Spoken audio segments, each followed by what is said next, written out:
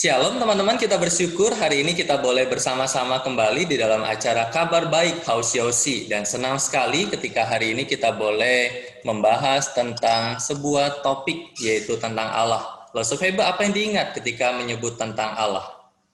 Ya, kalau kita menyebut tentang Allah, kita ingat bahwa Allah itu Maha Kuasa, Allah itu yang empunya segala sesuatu yang di dunia ini. Oke, Allah yang empunya segala sesuatu, dan ketika kita menarik akan hal itu, maka kita bicara bahwa Allah yang menciptakan segala sesuatu. Musa, apa yang bisa disampaikan ketika bicara tentang Allah yang menciptakan segala sesuatu? Silakan. Ya, terima kasih Lose Roni. Pagi hari ini saya akan men-sharingkan tentang inisiatif Sang Kreator. Kalau kita melihat di belahan dunia ini, ada begitu banyak legenda, mitologi, dongeng tentang penciptaan. Kita lihat yang terkenal adalah cerita tentang Panku membuka langit dan membentuk bumi. Ya, kemudian diceritakan setelah Panku wafat, maka turunlah seorang dewi ke bumi bernama Nuwa. Kalau kita melihat dongeng yang demikian, itu akan membingungkan kita tentang penciptaan. Kita menjadi tidak jelas ya. Kemudian tentu dongeng ini akan mempengaruhi banyak orang tentang kisah penciptaan yang sebenarnya itu bagaimana. Dan termasuk juga mempengaruhi kita sebagai anak-anak Tuhan tentang penciptaan itu sendiri. Kalau kita melihat Alkitab, kita melihat di Kejadian pasal 1 ayat 1 sudah jelas mengatakan pada mulanya Allah menciptakan langit dan bumi. Jadi sebelum ada segala sesuatu, sebelum ada langit dan bumi dan isinya, Allah sudah ada dan Dia adalah sumber segala sesuatu, Dia adalah penyebab dan Dia adalah pencipta segala sesuatu. Jadi sebelum segala sesuatu ada, Allah sudah berencana. Allah sudah berinisiatif, Dia bertindak, Dia menciptakan segala sesuatu. Dan Dia adalah Allah yang kekal sampai selama-lamanya. Kalau kita melihat karya Allah, penciptaannya, kita melihat langit dan bumi, kita melihat segala isi yang ada di dalamnya. Kita melihat segala yang ada di sekitar kita. Apa yang kita pakai, apa yang kita gunakan sehari-hari. Kita tahu bahwa ada yang menciptakannya. Kalau kita membaca pasal yang pertama, di sana dikatakan bahwa Allah menjadikan terang. Dia menjadikan cakrawala. Dia menjadikan daratan, juga menjadikan lautan. Dia menumbuhkan segala tumbuh-tumbuhan. Dia menghadirkan ikan-ikan di laut. Dia menghadirkan burung-burung di udara. Dan kita melihat bahwa segala yang diciptakan Allah itu begitu indah, begitu luar biasa. Lagi pula juga dikatakan bahwa Allah menaruh benda-benda penerang yang besar yang ada di atas langit ini. Ya, kita melihat bahwa ada matahari, ada bulan, bintang, dan lain sebagainya.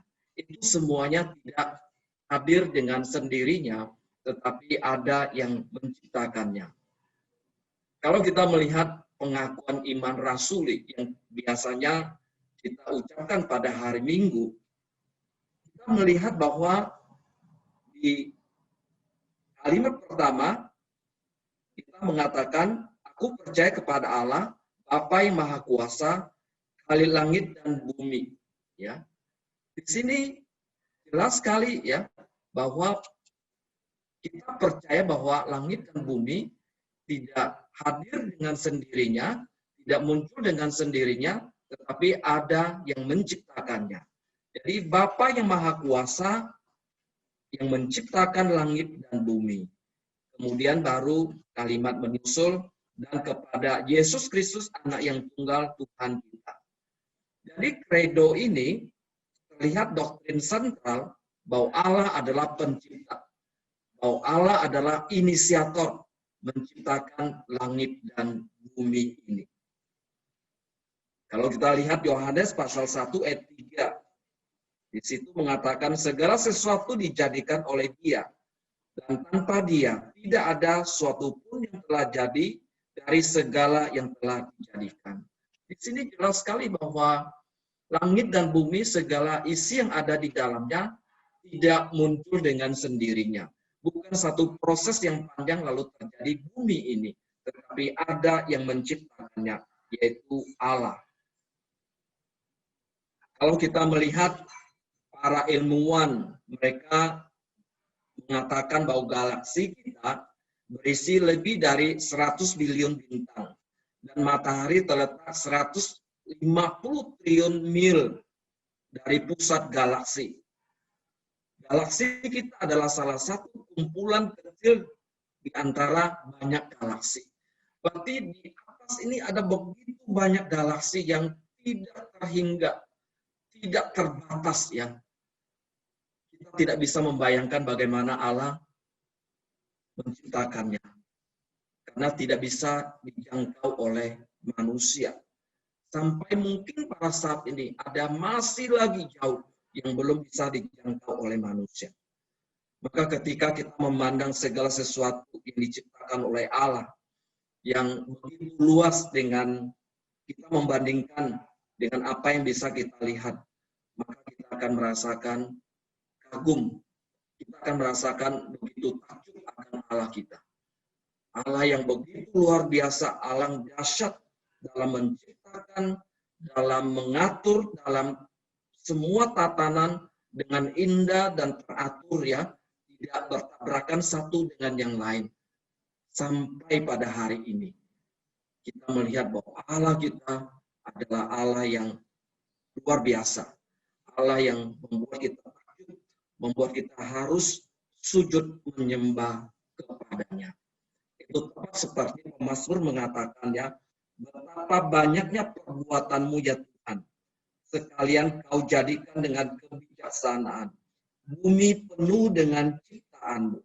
Biarlah kemuliaan Tuhan tetap untuk selama-lamanya. Biarlah Tuhan bersuka cita karena perbuatan-perbuatannya. Pemazmur melukiskan Tuhan menciptakan bumi ini begitu luar biasa. Sehingga dia merasakan begitu kagum akan apa yang sudah diciptakan oleh Allah. Dan dialah yang perlu dipuji, puja sampai selama-lamanya. Demikian Pastor Roni. Iya, terima kasih untuk apa yang boleh di-sharingkan oleh Mus Arifin tentang inisiator Sang Pencipta. Dan kalau kita melihat memang inisiator Sang Pencipta Allah itu sendiri, kita akan kagum. Kalau kita melihat hasil karya daripada Apple yang diciptakan oleh Steve Jobs, kita kagum dengan Steve Jobs. Tetapi Allah melebihi daripada Steve Jobs dan pencipta-pencipta dunia ini yang menciptakan segala sesuatu. Dan saya melihat kaitan kisah penciptaan ini dengan kisah kejatuhan manusia. Allah yang menciptakan manusia, tetapi kemudian Alkitab juga katakan bahwa manusia yang diciptakan ini yang seharusnya memuliakan Allah, tetapi manusia ini jatuh di dalam dosa.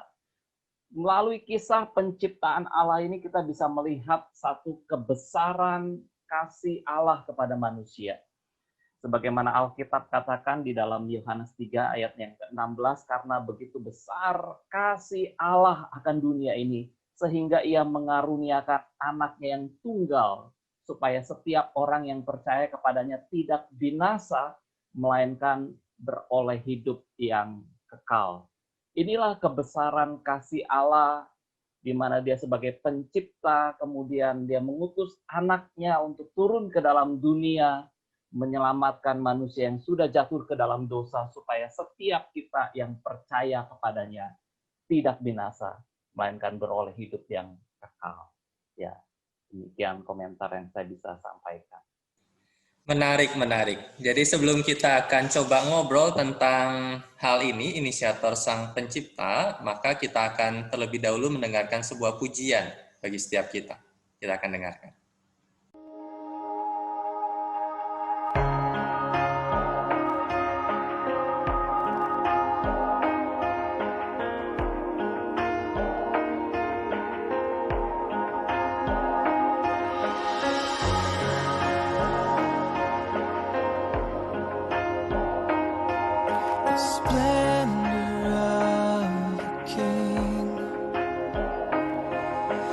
Clothed in majesty, let all the earth rejoice, all the earth rejoice. He wraps himself in light,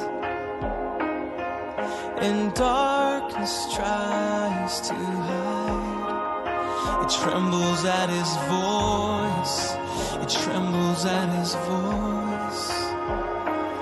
How great is our God?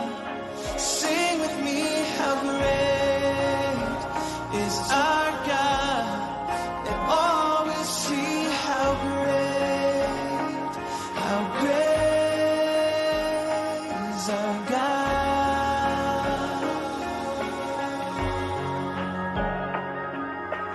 Age to age stands, and time is in his hands, beginning and the end, beginning and the end, yeah. The Godhead three in one,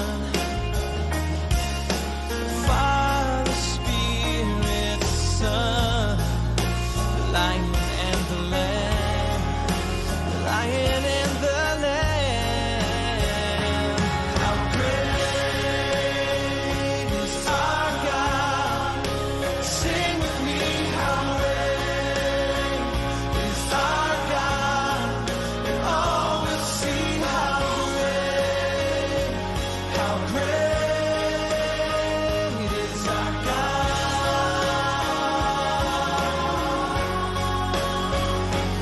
How great is our God? Sing with me, how great is our God? And all will see how great is our God.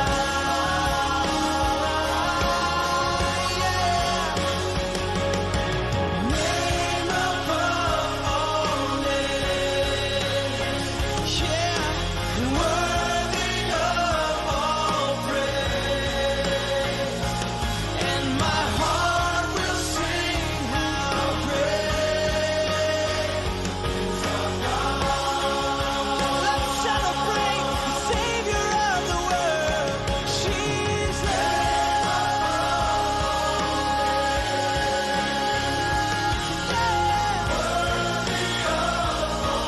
So worthy of our praise. My heart will sing how great is our God.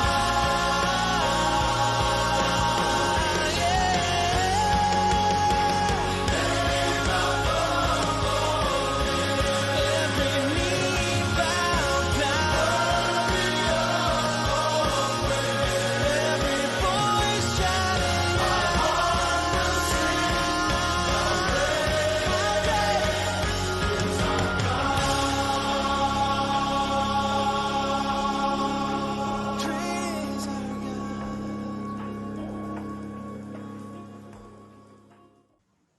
Baiklah, kita akan segera mulai berdiskusi tentang topik ini.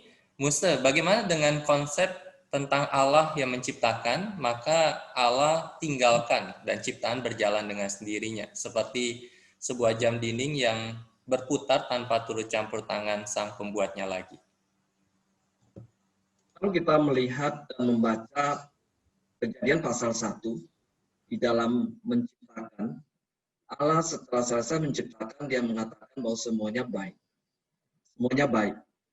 Artinya semuanya memang berjalan dengan teratur, dengan baik. Ya. Tetapi ketika semua berjalan baik, sudah berjalan teratur, itu tidak berarti bahwa Allah kita tidak lagi bekerja, tidak lagi berkarya. Allah kita itu setelah menciptakan, dia masih terus berkarya, dia masih terus bekerja dalam perencanaan, dalam karyanya bagi manusia. Kita melihat bahwa ketika manusia jatuh dalam dosa, jadi Allah juga merencanakan ya berkarya bagaimana menebus dan menyelamatkan manusia. Dan sampai pada saat ini dan sepanjang zaman dari generasi ke generasi bahwa Allah selalu bekerja ya untuk mendatangkan kebaikan bagi orang-orang percaya. Artinya bahwa Allah kita tidak berhenti selesai bekerja menciptakan alam semesta ini lalu tidak berbuat apa-apa. Tapi dia masih terus melihat, dia terus masih merencanakan di dalam segala ciptaannya. Oke, baik Musa. Terima kasih untuk jawabannya. Saya juga ingin bertanya mengenai inisiator Sang Pencipta ini, Musa. Ya. Bagaimana implikasinya terutama bagi jemaat mengenai inisiator Allah Sang Pencipta yang bisa dilakukan dalam kehidupan mereka sehari-hari?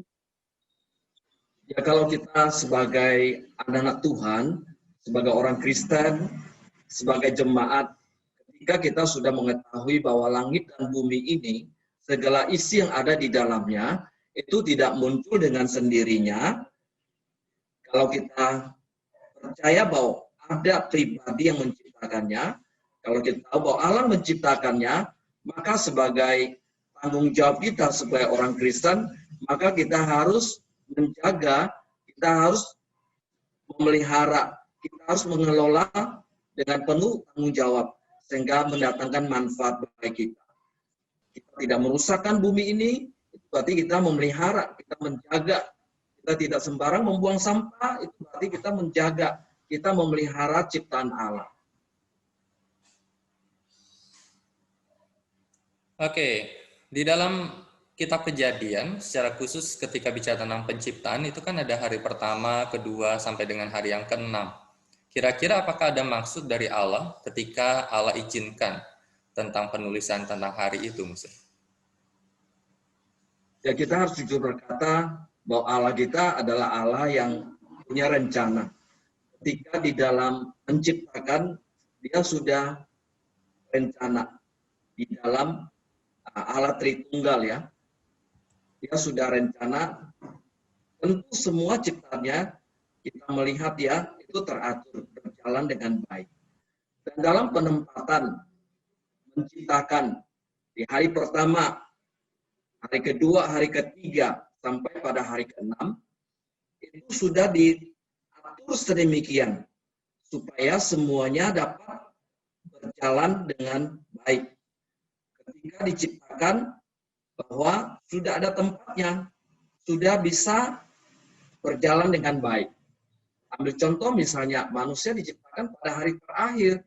Ya memang manusia ya, Allah sudah rencanakan diciptakan pada hari terakhir.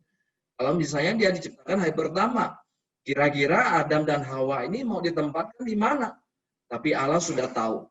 Dia lebih tahu daripada kita. Dia menciptakan manusia di hari terakhir. Itu berarti bahwa Allah ketika menciptakan segala sesuatu, dia sudah tahu di mana harus jadi prioritas pertama, yang kedua, ketiga, dan seterusnya. Penciptaan manusia di hari terakhir itu bukan berarti bahwa manusia itu tidak penting, terakhir baru diciptakan. Tidak demikian. Urutan itu lebih memberikan kita indikasi sebagai keteraturan ya di dalam Allah, dalam menciptakan, dalam menata, sehingga semuanya berjalan dengan teratur. Oke, kaitan dengan COVID-19 nih Musa. Bagaimana dengan pandangan kekristenan? Apakah COVID ini merupakan perizinan atau diciptakan Tuhan, sudah itu ya? Dan bagaimana menurut Musa? Ini sebuah pertanyaan yang menarik, juga sebuah pertanyaan yang mungkin agak sulit dijawab gitu. Ya kalau kita melihat bahwa penyakit yang dicatat dalam Alkitab, kita lihat ada penyakit yang memang datang karena perilaku manusia yang salah. Artinya ada ulah manusia sehingga menimbulkan penyakit. Tapi kita juga melihat bahwa ada penyakit yang datang ya karena serangan daripada si jahat, si iblis menyerang manusia supaya manusia bisa tunduk kepadanya. Tapi kita juga melihat bahwa dalam Alkitab mencatat ada penyakit yang Tuhan datangkan, Tuhan munculkan. Seperti pada waktu bangsa Israel mau keluar dari Mesir. Firaun begitu keras menghalang supaya umat Allah itu jangan meninggalkan Mesir. Karena kedegilan daripada Firaun, Tuhan mendatangkan tulah yang salah satunya adalah sampar yang menimbulkan kematian. Tuhan menyatakan kuasanya bahwa Dia Allah yang menciptakannya, Dia Allah yang berdaulat, Dia Allah yang berkuasa, sehingga Dia mendatangkan penyakit untuk menghukum. Tetapi kalau kita lihat COVID-19, kita tahu bahwa sebelumnya juga ada penyakit yang lain yang muncul. Misalnya cacar air pada abad 18 ya, abad 17, yang juga penyakit yang mengerikan. Juga ada SARS, itu juga penyakit yang mengerikan. Ada penyakit HIV dan lain sebagainya. Kita lihat Tuhan izinkan penyakit itu muncul. Termasuk pandemi COVID-19. Tuhan izinkan, ya. Mengapa Tuhan izinkan penyakit itu datang? Supaya juga manusia bisa melihat bahwa kita ini tidak ada apa-apanya. Bukankah saat ini seluruh dunia karena COVID yang kecil itu, maka semua manusia mengalami kebingungan. Apakah manusia masih bisa mengandalkan kekuatannya, kehebatannya, kepintarannya, pengetahuannya? Seperti sampai saat ini manusia masih tidak berdaya menghadapi COVID-19. Lalu kemana manusia harus bersandar? Maka manusia harus kembali kepada Tuhan. Dia harus tahu bahwa Allah ada tempat sandaran. Bahwa Allah tempat yang memberikan pengharapan buat kita semua. Jadi saya melihat bahwa ini diizinkan oleh Allah untuk menyadarkan manusia. Bahwa kita harus bersandar kepadanya. Tidak bisa bersandar pada kekuatan atau pengetahuan kita. Oke, sangat-sangat menarik ketika kita bicara tentang inisiator Sang Pencipta di dalam kabar baik hari ini. Dan kira-kira konklusi seperti apa yang bisa Musa sampaikan di dalam topik inisiator Sang Pencipta? Silakan. Ya, sebagai konklusinya, bahwa ketika kita melihat apa yang ada di sekitar kita, ketika kita berada di tempat yang tinggi, melihat kebesaran Allah menciptakan alam semesta ini, kita harus tahu bahwa langit dan bumi, segala isi yang ada di dalamnya, tidak muncul dengan sendirinya. Tetapi ada pribadi yang menciptakannya, yaitu Allah yang kita kenal di dalam Yesus Kristus. Dia adalah Sang Kreator. Dia adalah pencipta langit dan bumi, segala isi yang ada di dalamnya. Dan kita harus percaya akan Allah sebagai karyanya yang luar biasa bagi umat manusia. Baiklah, Allah yang menciptakan dan Allah yang memelihara dan Allah yang tidak pernah lepas tangan di dalam setelah Dia menciptakan kehidupan kita. Dan senang sekali hari ini di dalam kabar baik kita diingatkan tentang konsep bahwa inisiator sang pencipta itu yaitu Allah. Dan terima kasih Bapak Ibu, teman-teman yang boleh menyaksikan Kabar Baik Haus Yausi hari ini, dan nantikan akan Haus Yausi selanjutnya di waktu-waktu ke depan. Tuhan Yesus memberkati kita. Amin.